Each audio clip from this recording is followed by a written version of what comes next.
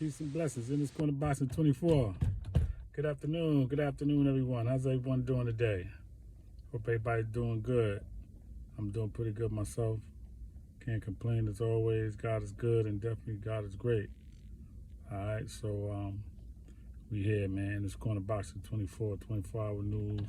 Always something going on in the boxing world, right? So what I want to talk about is Devin Haney and Kambosos, this rematch clause that Kambosos is honoring the rematch clause, and the rematch, if it takes place, would take place in Australia again, which I have a problem with, and a lot of other people have a problem with, man, because first of all, to me, shouldn't even be no rematch. You know, Devin Haney beat him unanimously, convincingly, undisputedly, like you know what I'm saying. It shouldn't be no rematch, but it is, because that was in the contract. Okay, he signed a three-fight deal, and part of that deal was to fight Devin Haney, fight Kambosos again if he beats him in Australia, which is very unfortunate, you know, because it's one thing to say he deserved a rematch or not, which I believe he doesn't. Then the other thing is, now I got to go back to Australia and fight you again. 14, 18-hour trip, whatever that trip is. Like, it's kind of ridiculous, man. You know? So, that's what's going on with that. Again, he has a 3-fight deal, 2 fights with Kambosos, and a 3rd fight with Lomachenko. All right? So that's the fight deal that he signed with top-ranking Bob Arum to fight on that platform on ESPN. You know, he couldn't really, I guess, work things out with Eddie Hearn and Zone, and so that's what Devin Haney had to do. I'm not mad at him, but we all know that Bob Arum is a phony crook and very manipulative. You know what I'm saying? He knows how to talk nice, but he don't really care about the fighters, man. Okay, and he ain't trying to really do nothing for you, for the fighters. He didn't do it for Floyd. He didn't do it for De La Hoya. He didn't do it for Terence Crawford. He's not going to do it for Shakur Stevenson. He's going to have to beg for the fights and the things that he needs and wants. Okay, that's just how it is with Bob Arum. So I just read an article where Bob Arum is saying that he thinks it would be in the best interest of George Kambosos Jr. to fight a tune-up fight and then fight Devin Haney again. All right. Now, I don't know where they're going with that. What's the angle on that? And then he's also saying that then Devin Haney can fight who he's going to fight, and then whoever wins the fight with Kambosos, and whoever he fights would fight the winner of Haney and whoever he fights. I guess that's Lomachenko. I don't know who else he would fight, right? So this is what he's alluding to in this article that I read. Now, I could see him fighting a rematch, you know what I'm saying, before he fights Devin Haney. But I just hope that Devin Haney I just hope that he could stay busy. I wouldn't, if he's going to fight a rematch, then if I was Devin Haney, I'd fight too. You know what I mean? Keep myself sharp, keep myself busy.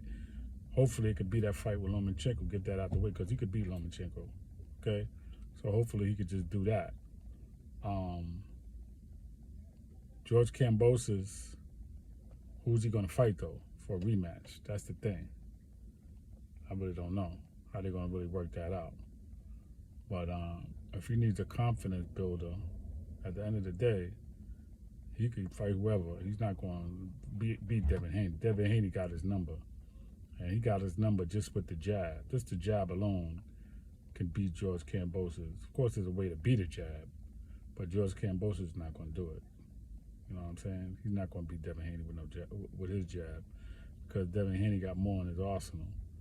You know, he got body, he got hooks. He really didn't do a lot of that. He really just beat him with the jab and do, a variety. He didn't throw a big variety of punches. He didn't really go to the body a lot. He didn't really hook a lot. He threw that jab and some straight punches. But if he really mix it up and go into that arsenal, there's no way George Kambosos can beat him. And that's what's going to happen in the rematch anyway. So George Kambosos can't do nothing with Devin Haney.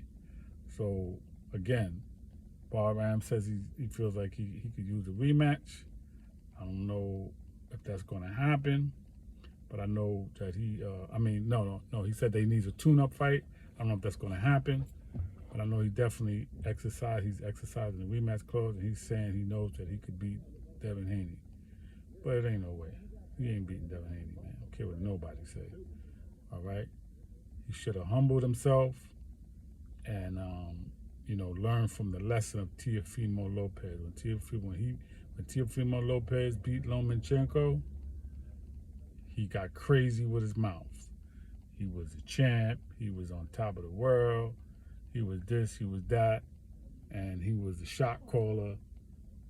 And then look what happened. He fights George Kambosos, and he loses. Gets knocked off the pedestal just like that.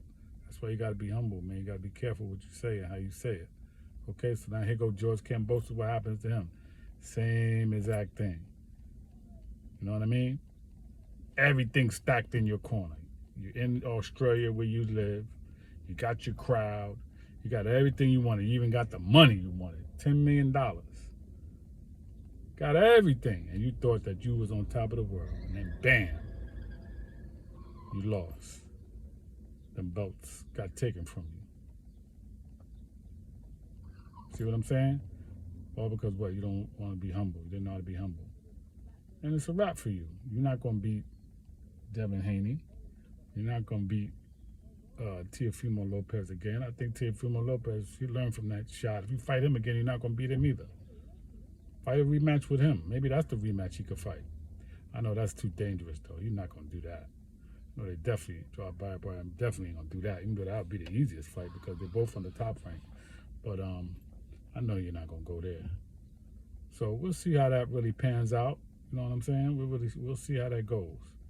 But I'm looking forward to Devin Haney holding on to those belts for a while. I'm looking forward to him going on to big and better things.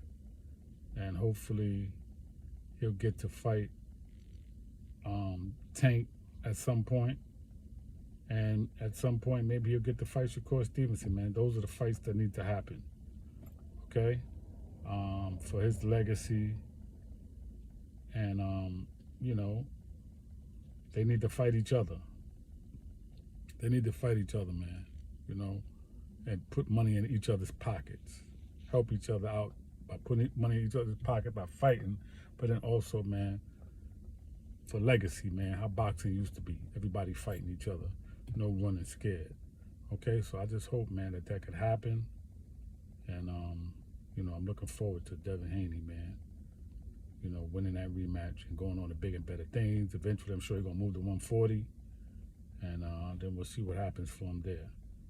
But, boxing is, it's been on a roll. And everything is looking pretty good. Okay, so peace and blessing in this corner boxing 24. Everybody be safe out there. Wear your mask. Social distance. COVID is still here. Don't get it twisted. Don't let your guards down. Okay, people still getting sick. People still struggling. So just be careful. All right. Please subscribe to the page. Help us out. We're gonna keep bringing the content. Keep bringing good information. Leave your comments, whether it's nay or yay. All right. If I make a mistake, let me know about something. I don't know it all. But if I say anything that's incorrect, make any kind of mistake, just let me know. And I'll correct it immediately. That's how I am. Okay? So peace and blessings in this corner boxing 24. Everybody enjoy the rest of your day. And we here. All right? Peace.